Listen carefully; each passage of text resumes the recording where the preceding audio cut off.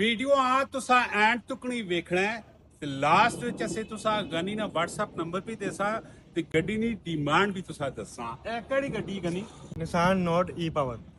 और हाइब्रिड है hybrid दुनिया ਦੇ ਵਿੱਚ ਤਿੰਨ ਕਿਸਮਾਂ ਦੀਆਂ ਗੱਡੀਆਂ ਚੱਲਣੀਆਂ ਪੈਣੀਆਂ ਨੇ ਇੱਕ ਪੈਟਰੋਲ ਇੱਕ ਹਾਈਬ੍ਰਿਡ ਔਰ ਇੱਕ ਇਲੈਕਟ੍ਰਿਕ ਮੇਰੀ ਸਮਝ ਦੇ ਮੁਤਾਬਕ ਤੁਸਾਂ ਦੀ ਸਮਝ ਦੇ ਮੁਤਾਬਕ ਕਿਤਨੇ ਕਿਸਮਾਂ ਦੀਆਂ ਹੋਰ ਗੱਡੀਆਂ ਹਨ ਕਮੈਂਟ ਵਿੱਚ ਲਾਜ਼ਮੀ ਆਪਣੀ رائے ਦੇਣੀ ਹੈ ਤੇ ਇਹ ਗੱਡੀ ਕਿਹੜਾ ਮਾਡਲ ਹੈ और रजिस्ट्रेशन कदों नहीं 18 मॉडल है, बाइक रजिस्टर्ड है।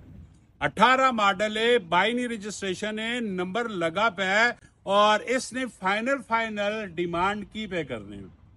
39,50,000 यानी के 50,000 रुपया काटो 40 लाख रुपया डिमांड पे करने फ्लैक्सिबिलिटी मौके पे अगर मौके च आना चाहते हो हसन अबदार विच गड्डी मौजूद है तो व्हाट्सएप नंबर की वे 031057938552